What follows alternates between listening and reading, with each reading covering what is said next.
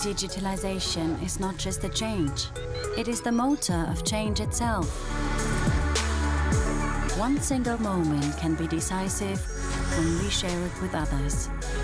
One idea can revolutionize whole markets overnight. One life turns into a multitude of lives we can live simultaneously. Professional and private structures have to be rethought. How can we keep up with a world that is steadily increasing its pace?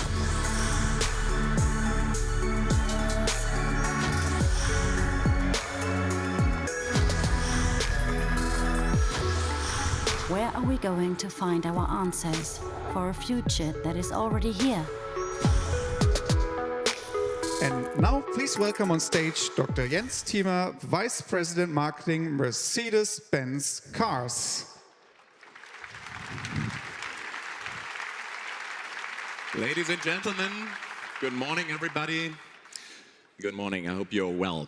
So, on behalf of Mercedes-Benz, and of course on behalf of the South by Southwest, I would like to welcome you all here to world premiere in the Festhalle in Frankfurt, the very first Me convention. I'm absolutely pleased to have you all here, and of course that we can share this unique upcoming weekend together. Those of you who have been here to this great venue during the IAA know that this stage normally is focusing on one thing in particular, and that's cars. That said, there's one thing I can promise you for today. For the next 3 days, cars will only play a minor role. Rather, together with you, I would like to talk holistically with you about our joint future. By rethinking the IAA as we knew it, I believe we add value to the existing trade fair format and make it even better. With the Me Convention, the very first Me Convention, we don't want anymore any spectators. We want makers and doers, like you. We also don't want to make a corporate event show. Our role as Mercedes is nothing else than the enabler of a discourse for the future. That is why the only representative of our company is Dieter Zetsche. He will have an active role during the convention, our chairman of the board, and nobody else from Daimler. He will join an expert talk a little bit later today with Sheryl Sandberg, Facebook's Chief Operating Officer, this afternoon. To put it in a nutshell, our aim is to give you room to generate new ideas and to exchange knowledge with thought leaders and people who share the same mindset. People who want to make a difference, who want to actively shape our world. So let's talk about how we want to work, how we want to communicate, how we want to move, dwell, love, and live in the future. During the upcoming days, I would like to encourage you all to take an active role in shaping the future of tomorrow. Use the Me Convention as your personal platform. We have more than 150 speakers on site who will I hope will inspire you and recharge you with their unique stories and visions of the future in several formats. We have keynotes, we have panels, we have talks, and we have workshops. And please do not forget to exchange, to reflect, to celebrate together in the evening at our urban hotspot formats. Of course, the first Me Convention would not have been possible without the support of others, which is why we teamed up with the best conference and the best thinkers on this planet. This is why I'm absolutely proud to name the world-famous and well-loved South by Southwest Festival from Austin in Texas as our exclusive partner for the first Me Convention. What has been going on in Austin for more than 30 years, in the meantime every year in March, is completely amazing, and it is a huge inspiration for us. A big thank you to you guys at the South by Southwest, and especially to Roland Swenson, one of the inventors and founders.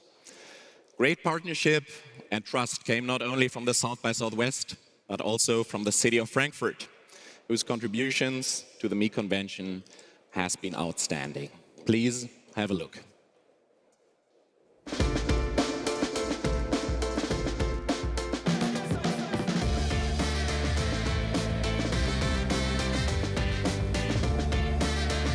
My name is Markus Frank. I'm the Deputy Mayor of Frankfurt.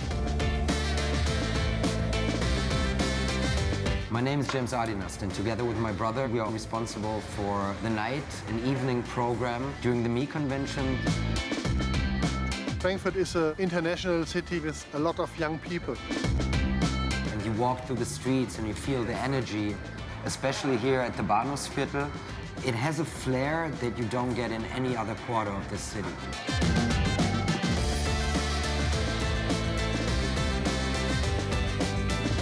I want to welcome everybody to the Me Convention here in Frankfurt.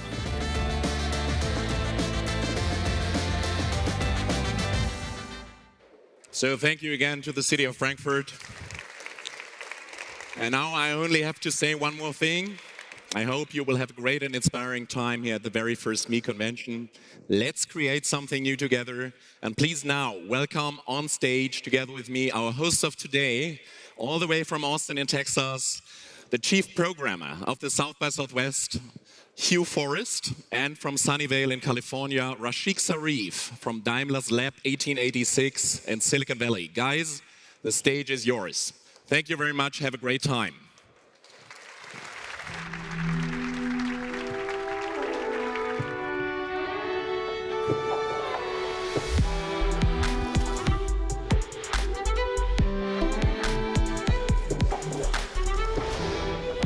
Nice.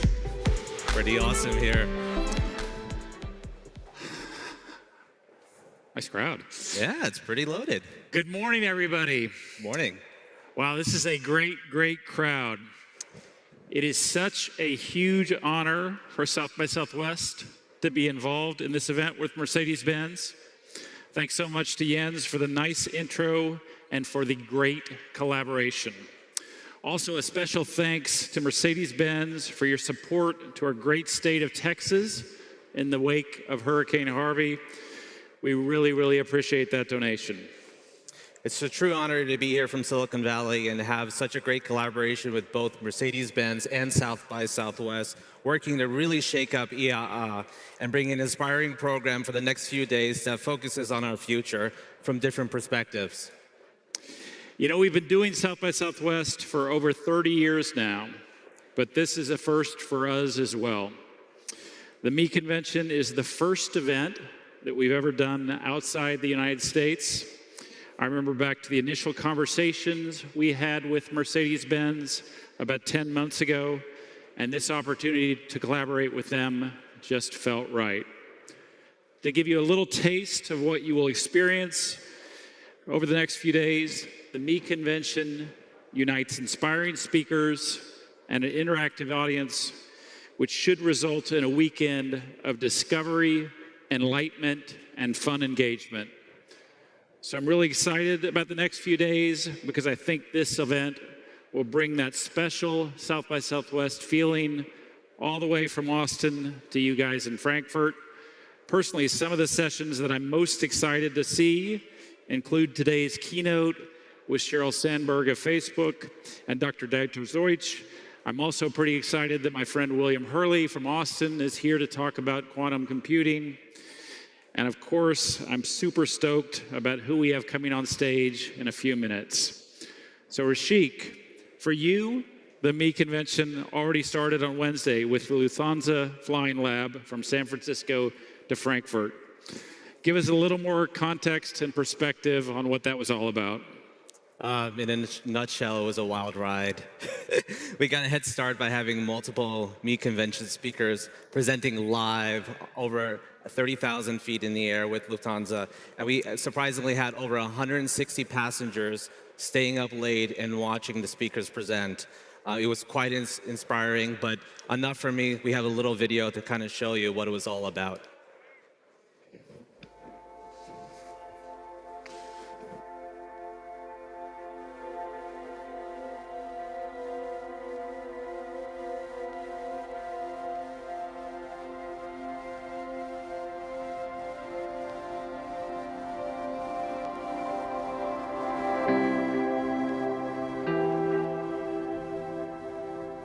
It seems like a really good lineup of very interesting speakers. People are really passionate about what they do, like I am.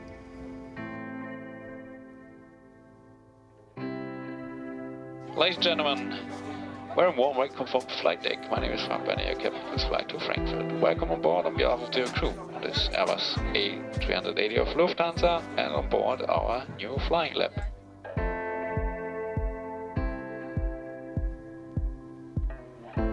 I love the thought of having a captive audience that whatever I say, they can't get away. Where else would you be 38,000 feet up in the air, having an opportunity to talk to some very amazing people and share your perspectives?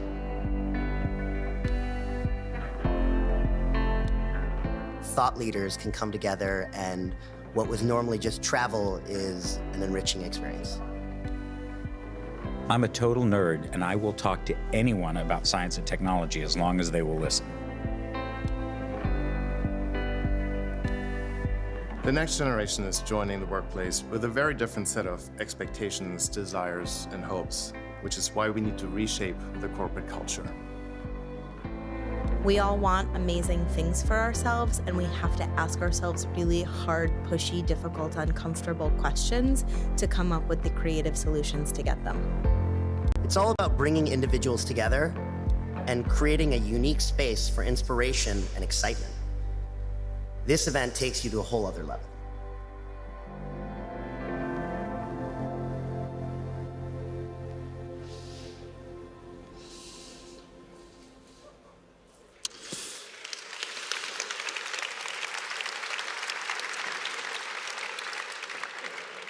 Cool video. I wish I'd been on that flight. Note to self and note to other attendees coming from the US. Next time, make sure to book your flight in advance and be part of that unique content experience. Thanks again to Lufthansa for making that flight happen. Now, before we get started, I want to ask how many of you have downloaded the MeConvention app? Wow. All right. That's great. Nice.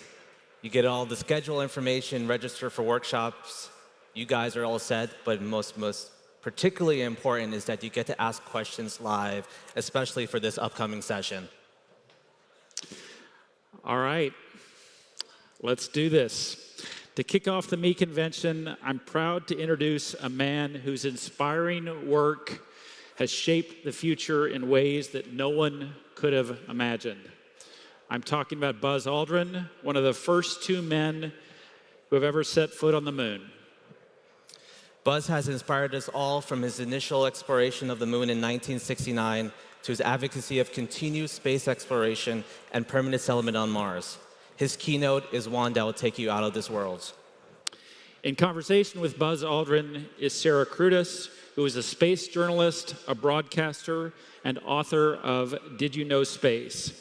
Sarah has a background in astrophysics and is a passionate advocate for commercial space travel and the future of space exploration. Ladies and gentlemen, let's take you to the moon.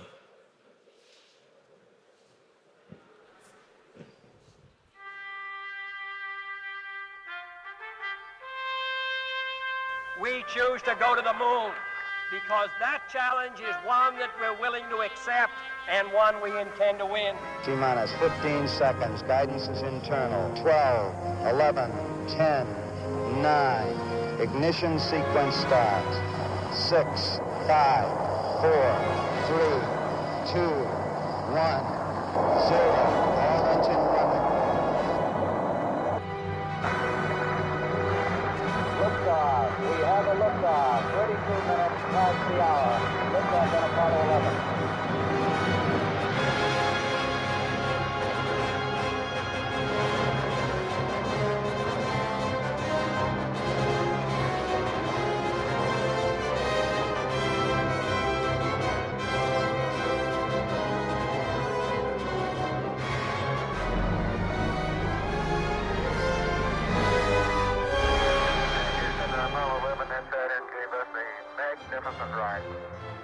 I'd like to trace through a little bit for you.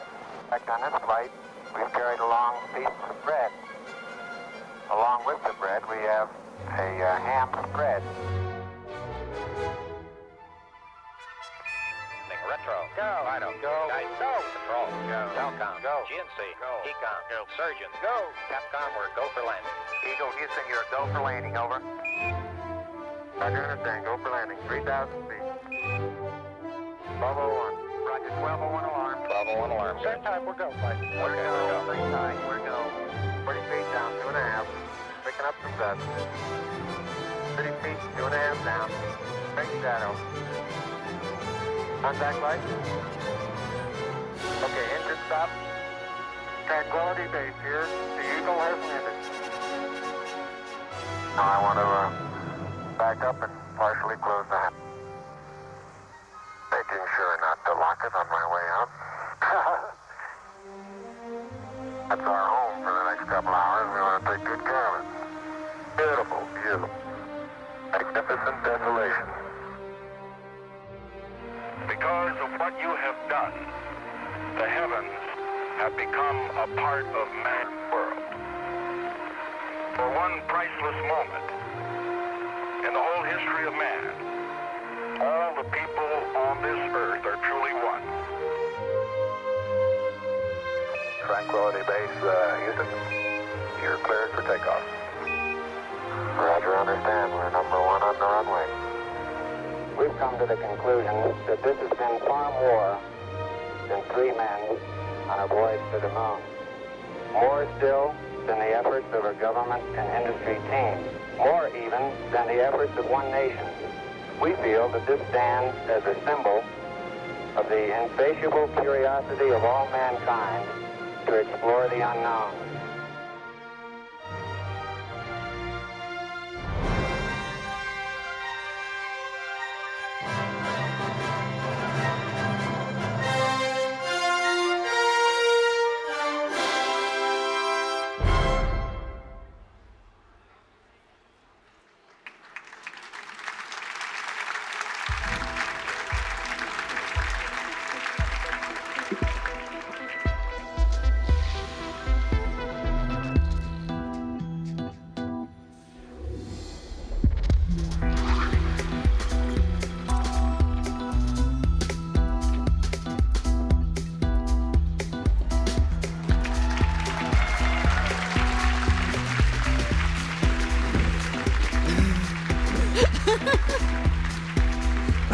All right.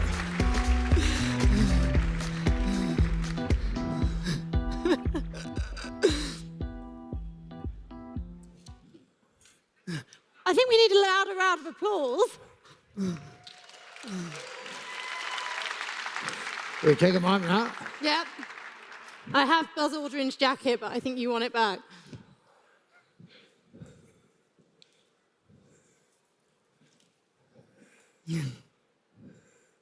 Oh, that's right.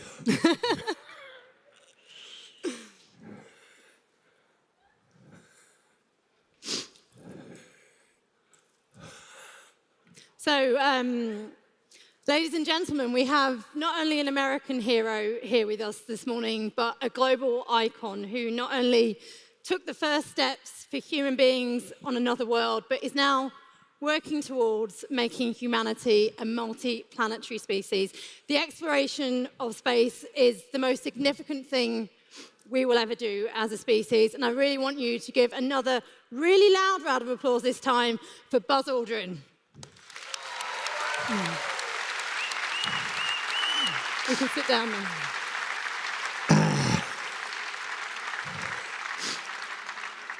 So happy to be here with all of you.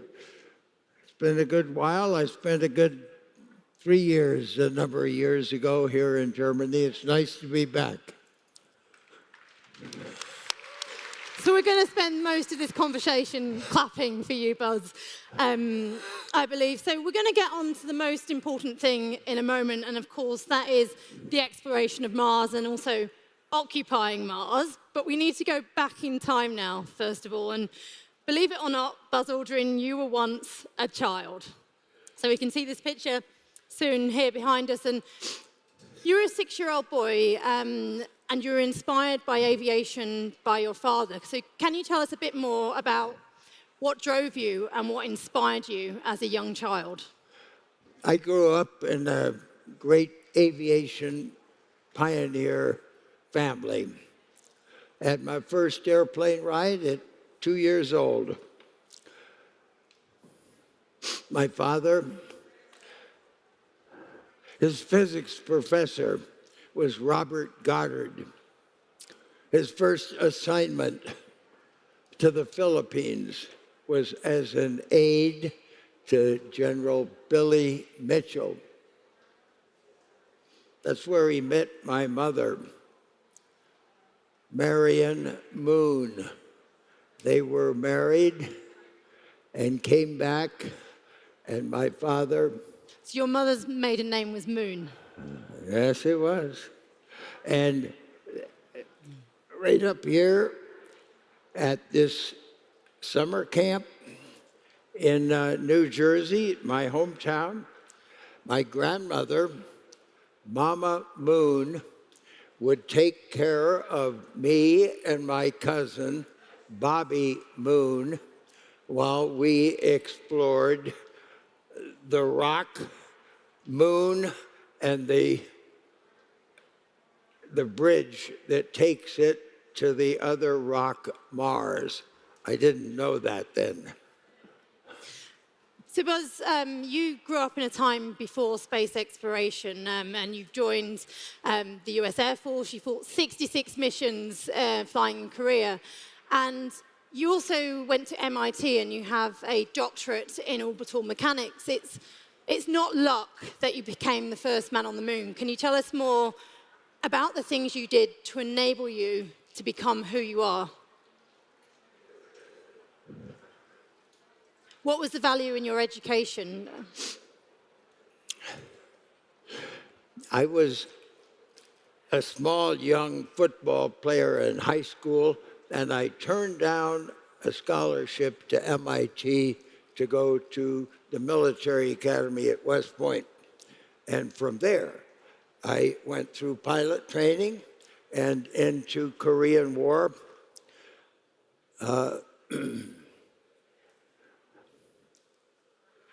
The end of World War I, the Japanese occupation of the Korean Peninsula, the surrender was taken by the Chinese in the north and the Americans in the south, divided by the 38th parallel. Not a very good, it was a great division, and those two Koreas need to come back together again.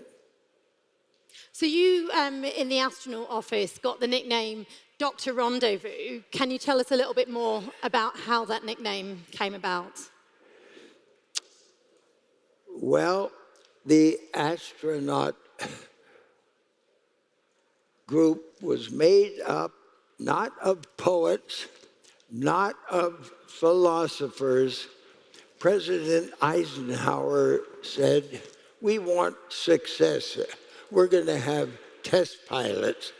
And you weren't a test pilot? No, I wasn't. I was very discouraged, and I thought, well, that's too bad, but I'll do my best anyway.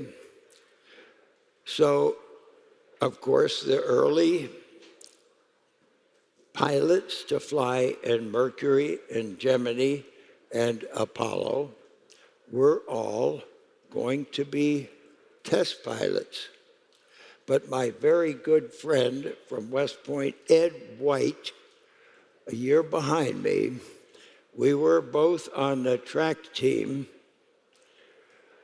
We would go down and compete in New York City against other college teams. And he was a year behind me, but we got to know each other, and we both went into the Air Force. And the next thing I knew, I ran into him here in Germany at the wing headquarters in Bitburg, Germany. And Ed said, you've got to get into this one squadron. It's got beautiful spirit to it, just wonderful spirit. And so I did. and he and I were both flight commanders. He went back to get his master's degree and went through the test pilot school. And when I finished, I was at MIT.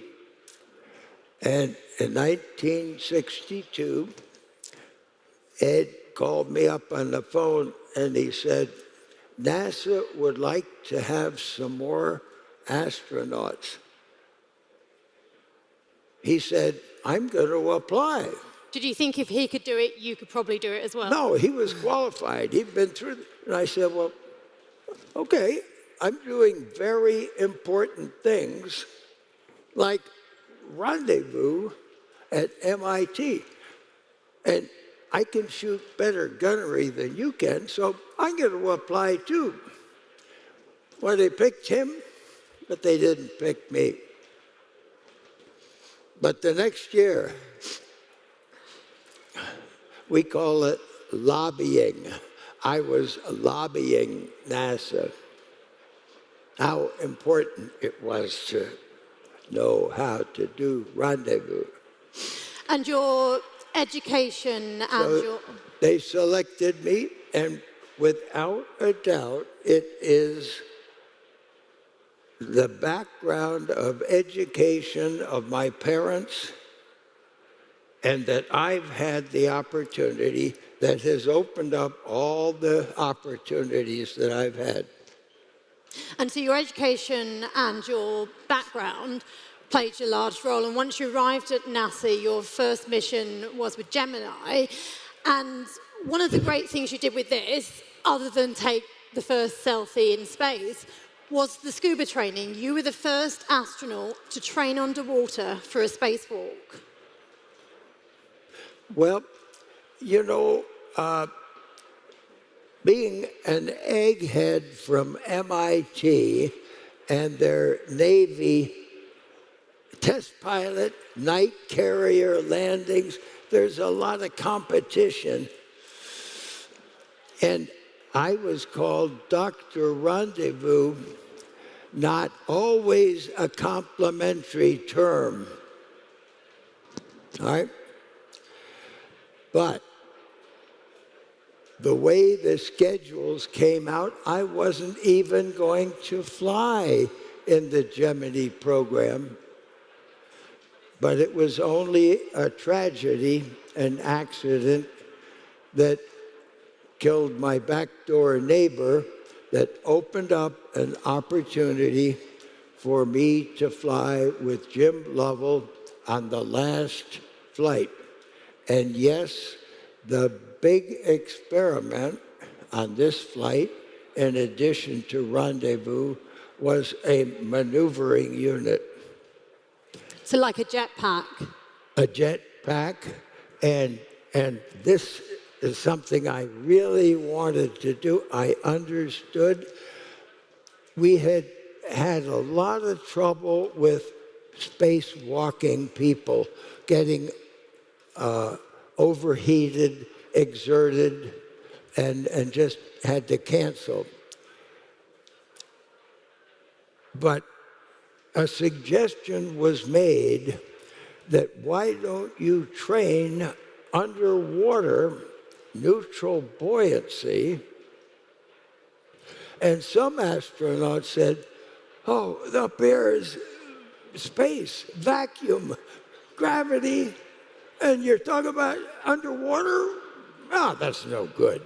But I knew I'd been a diver for 9 years.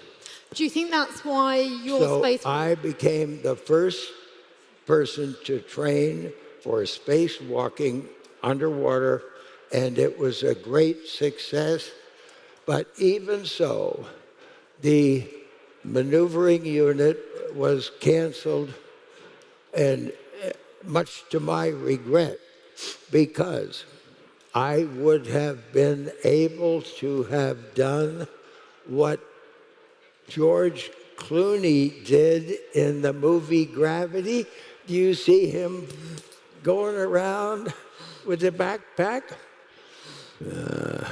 You got to walk on the moon, though, Buzz. So you also took the first selfie in space, as we can see here. Can you tell us how that happened?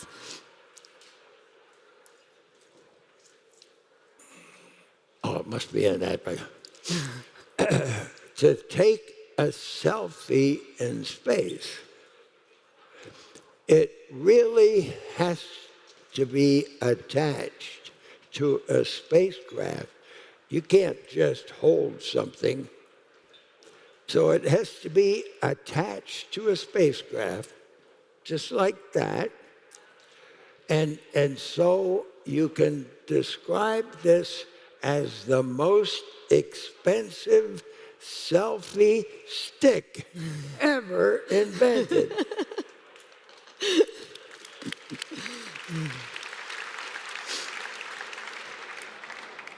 So if you want to take a selfie of me, just make sure you have a very expensive selfie stick. I'm sure there's a lot of people who want to do that. We're going to move on to Apollo 11 now, because, of course, we're coming up to the 50th anniversary.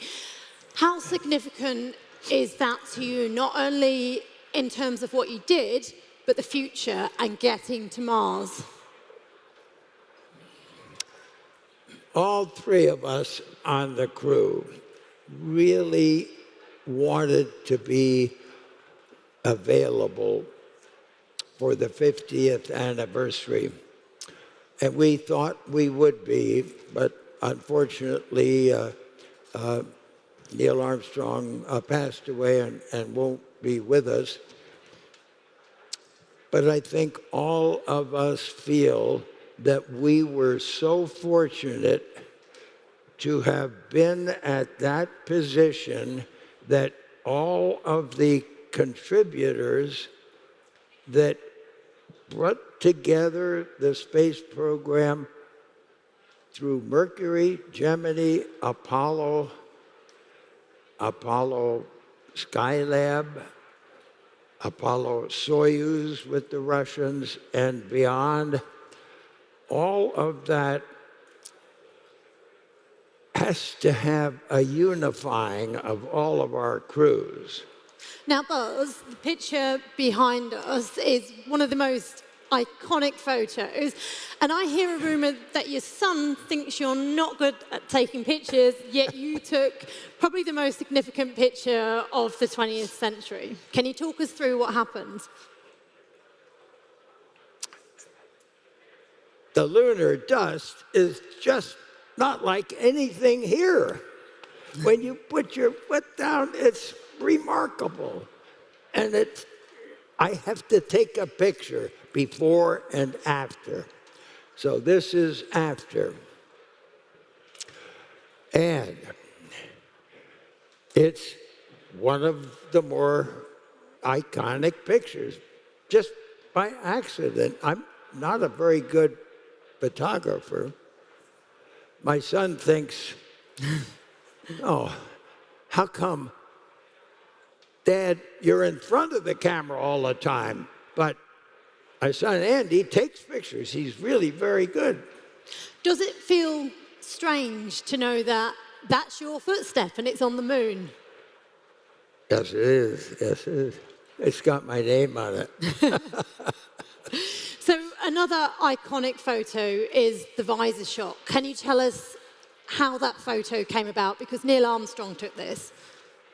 Now, this is the picture that looks like it's posed. Absolutely not. I was walking and Neil said, stop. And I stopped and turned at him and he took the picture. You can tell by the footsteps. In the visor of my helmet, you can see the reflection of the Eagle spacecraft, the American flag. You can see the shadow, my shadow, going out toward the photographer, and in the white, that's Neil Armstrong taking the picture. Sometimes they gather people together and they ask him to describe what is it that makes a particular picture so important. And what is it about this one? I have 3 words. Location, location, location.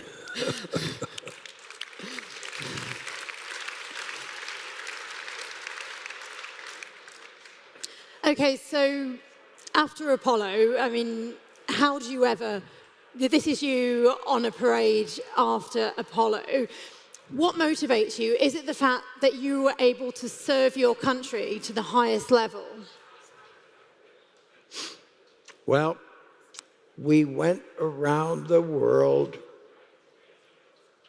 and met with kings and queens and crowds of people, but there were signs that we would see in the parade that said, "We did it."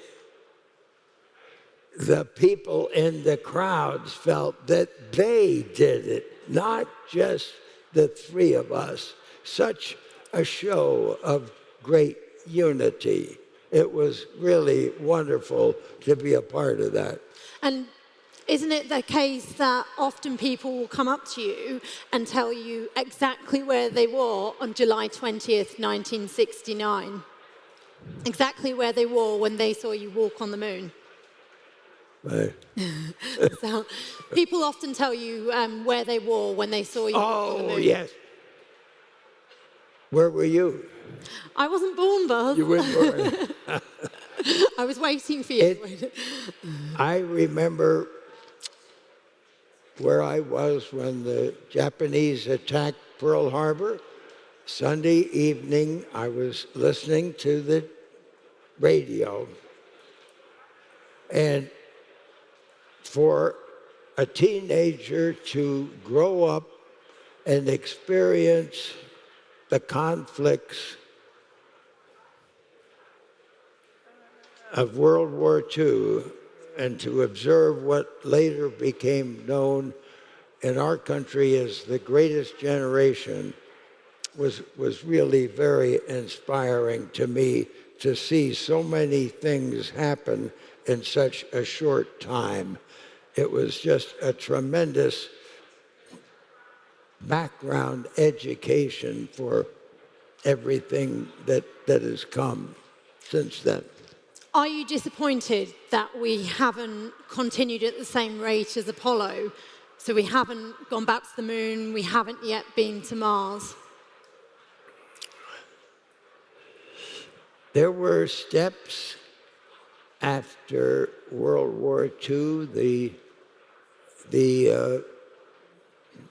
V-2 rockets, the Sputnik, and that was followed by Apollo. These are steps where decisions have been made by our country, by other countries, and there are other major decisions that have been made, and I've been analyzing very carefully to see of the wondrous opportunities that the world was able to put together with a very vibrant space program of cooperation that now seems to have faded apart. And I think that can be brought back together again. It was not just one magic moment for President Kennedy after the Bay of Pigs and Sputnik, and he actually wanted to go to Mars, but that was way too far. But within the decade was his objective to reach the moon within a decade. And I think that the world, the United States, is in a very similar position today And I think that I can be of great help in putting together the necessities to have that resurgence back into a great space program again, and that less than 2 years from now, at the 50th anniversary, my good friend Stephen Hawking agrees. He's got your shirt on as well. That we can make, the world, the United States, can make a commitment that 5 decades ago, Eagle 1 landed on the moon. In 2 more decades, Eagle 2, 3, and 4 can land on Mars. And then we can set our sights on Alpha Centauri Eagle, the little planet B, Proxima Centauri Eagle. So, Buzz, why is it so important to not just travel to Mars, but to also occupy Mars? Most of the planning that has been done for 30, 40 years about going to Mars, at first, stay 30 days and come back. But it was expensive going and coming back. But if you go at the more optimum and you stay 1.5 years and you come back and you go again, that's a visit to Mars. And you visit, come back, visit, come back. Most of the planning today is all like that. I say we should visit and occupy, bringing people back just to keep people happy until we convince them in another 5 years, by 2025, that we will land and stay permanently. That means we need to prepare Mars. And to prepare Mars, we need teamwork. We need partners at the moon that can do the essential things of landing, assembling habitats, similar to what we would put on Mars. And we will refuel the first landers,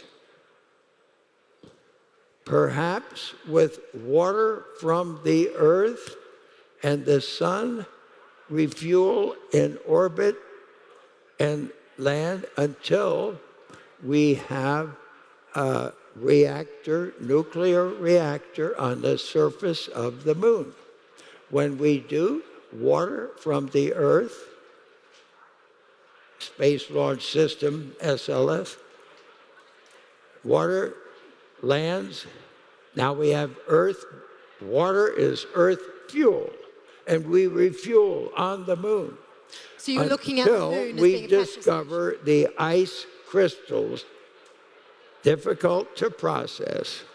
Then that reactor on the moon can then convert that to lunar fuel.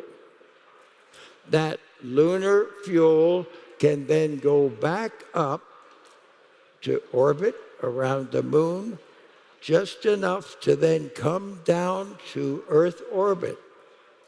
That's where the refueling should all take place, in Earth orbit, not out by the moon. That's the way everybody is planning. That's wrong. Buzz, But can you talk us through, we're going to come on to audience questions soon, so if you have them, you can use Slido to submit your questions. Talk us through this picture then. So this was taken at Stonehenge. What was the motive behind this? Well, I think I received a message, and it said, don't throw things away. Reuse them. Reuse the spacecraft between the Earth and the Moon. It's called a cycling spacecraft.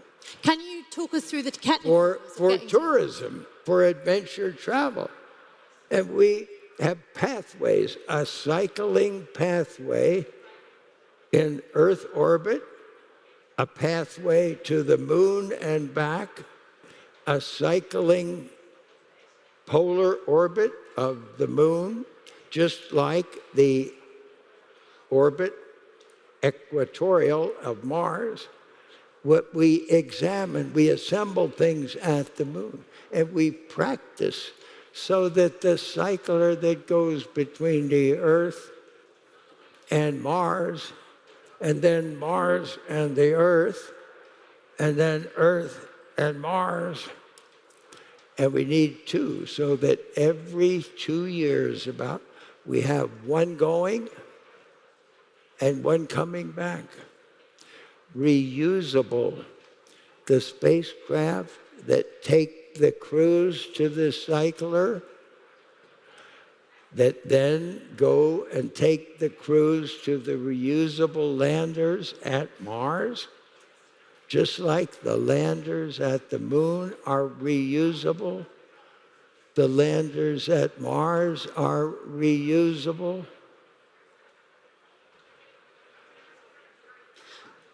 So that's incredibly complicated. That's what Stephen Hawking and the message from above. Don't throw things away. Use them over and over again. Okay, so we've only got 10 minutes. That's incredibly complicated, Buzz, but I'm sure there's a lot of children who'll be inspired by what you're doing and should understand it. But I think one thing which is important to mention is that your cycling pathways to Mars are actually in virtual reality as well. It's available on Hive and on Vive and HTC. I mean, what was it like creating a virtual reality experience to try and help explain very complicated visions to get to Mars? Is that a question? Yes. When you can see things as if you're right there, it is remarkable, incredible to see someone walking around as if they're on the Moon or on Mars, pointing out where the Curiosity rover is.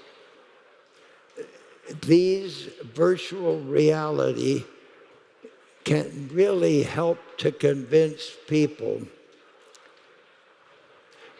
even congressmen, that we know what we're doing. And you should listen to us, not to those people. Okay, so we're going to take some audience questions. And the first one comes in from someone who's anonymous, but it says, how can we, as regular people, help all of us to get to Mars? So how can regular people help us get to Mars? Well, you have to get online and get the answers up there. I'll try. They need to buy a shirt as well, don't they? A little bit of history. After World War II, President Eisenhower warned the nation in his farewell address about the military-industrial complex. I had someone do a little research because I'm interested in what happened to our space program since Apollo to where it is now and how we can rejuvenate it again. And the research was that the original Eisenhower speech was the military-industrial congressional complex. But the politicians took out the word congressional. And as I have been looking, I know many people may not agree and they may not like my conclusion, but the aerospace companies, mergers, acquisitions, monopolies, and lobbyists, fewer of them who understand the Congress seniority systems of the appropriations, the oversights, the senators, congressmen needing re-election. It is this complex that has paralyzed our space program. And it needs to be bypassed. And the only way is not the Supreme Court, not the executive branch and the Congress. It's the people. The people must understand what our future is for the young people coming along to inherit this great future that we are working so hard to give them. They must see that the spirit of expanding outward, of exploring, or we will expire. Explore or expire. Another audience question for you, Buzz. This one's from Ben, and it said, should the US invest more money in NASA or in private organizations? We have 2 hurricanes and many other expenditures. We have people coming in from war-torn areas looking for new homes. All of this costs much money. We cannot continue to develop a space capability without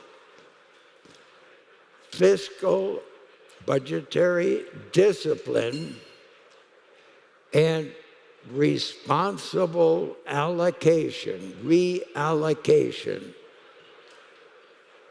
In the US, we need to phase down so that we can rise up.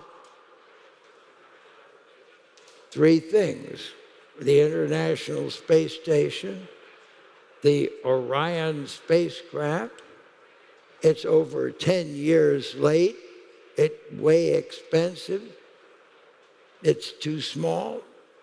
And the big rocket is way too expensive. Can't fly very often. We can't cut them off politically. That would not work. You can't do that. You have to replace each one with something that is an improvement. And that takes a wisdom of improvement instead of continuing to go downward. We must go upward. We need to change. We need to phase down things so that we can rise up again.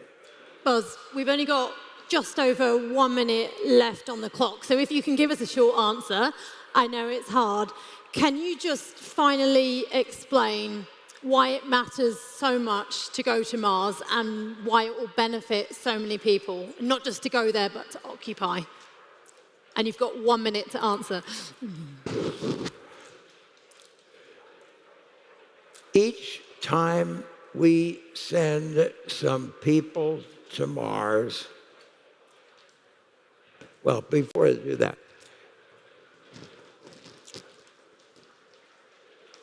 a robot at Mars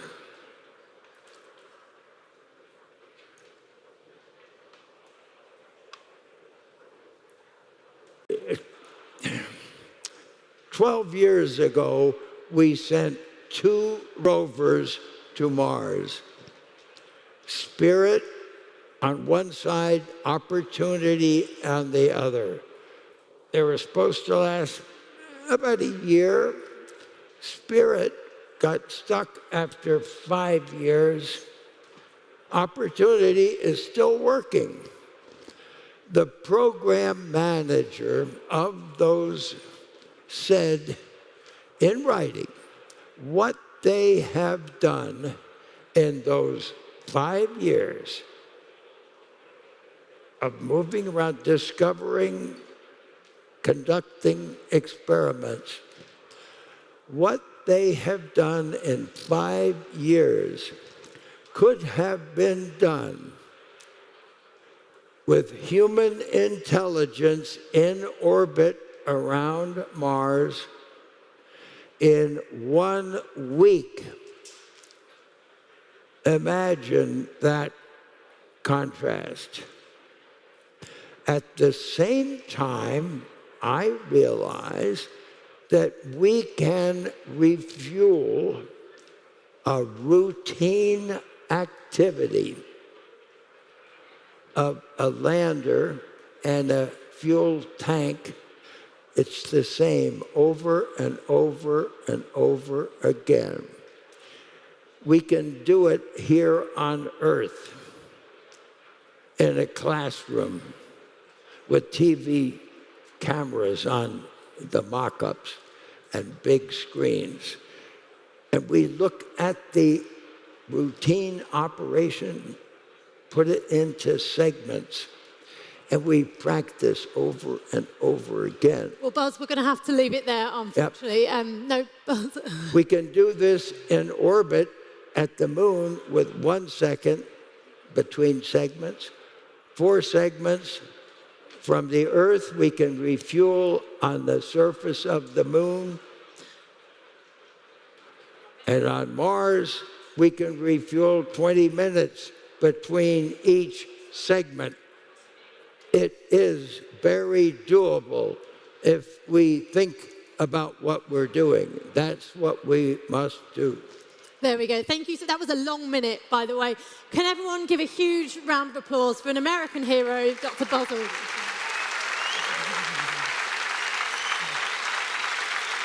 We get to go now.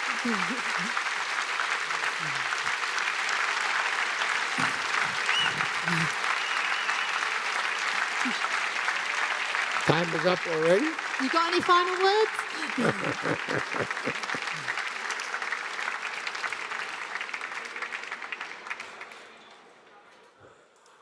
No, come on. We have questions? Right. No, we've had questions. Let's give Buzz and Sarah another big round of applause.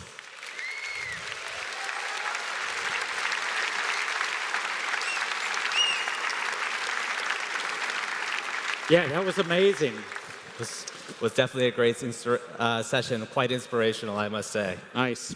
Okay, a few additional organizational items. As Rashik mentioned before the session, I want to encourage everyone to download the Me Convention app if you haven't already.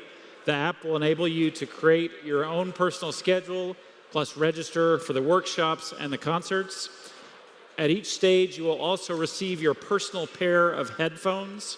These headphones will allow you to hear all the talks, so they are very, very important to your experience. And remember to return your headphones as you leave the given stage. And I understand everyone's getting up and are just excited to get to the next venue, but just some quick logistics on where to go.